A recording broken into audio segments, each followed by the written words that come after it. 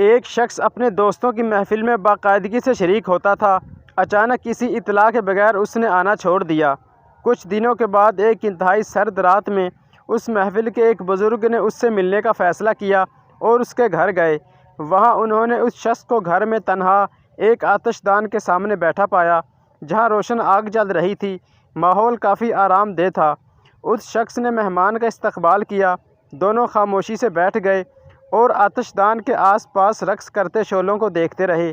کچھ دیر بعد مہمان نے ایک لفظ کہے بغیر جلتے انگاروں میں سے ایک کا انتخاب کیا جو سب سے زیادہ چمک رہا تھا۔ اس کو چمٹے کے ساتھ اٹھایا اور ایک طرف الگ رکھ دیا۔ میزبان خاموش تھا مگر ہر چیز پر دھیان دے رہا تھا۔ کچھ ہی دیر میں تنہا انگارے کا شعلہ بجھنے لگا۔ تھوڑی سی دیر میں جو کوئلہ پہلے روشن اور گرم تھا اب ایک کالے اور مردہ ٹکڑے کے سوا کچھ نہیں رہ گیا تھا۔ سلام کے بعد بہت ہی کم الفاظ بولے گئے تھے۔ روانگی سے پہلے مہمان نے بیکار کوئلہ اٹھایا اور اسے دوبارہ آگ کے بیچ رکھ دیا۔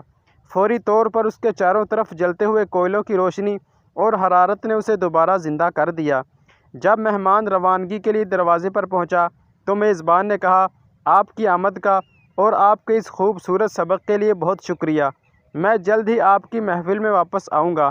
اکثر محفل کیوں بجھ جاتی ہے؟ بہت آسان، کیونکہ محفل کا ہر رکن دوسروں سے حرارت لیتا ہے۔ ہمیں یاد رکھنا چاہیے کہ ہم سب شعلے کا ایک حصہ ہیں۔ ہم سب دوسرے کی آگ کو روشن کرنے کے ذمہ دار ہیں۔ اپنے درمیان میل ملاپ کو قائم رکھیں، زندگی کے اس شعلے کو بھڑکتا رکھیں تاکہ محبت کی آگ مضبوط، مؤثر اور دیر پا ہو، ماحول آرام دہ رہے اور زندہ دلی قائم و دائم رہے۔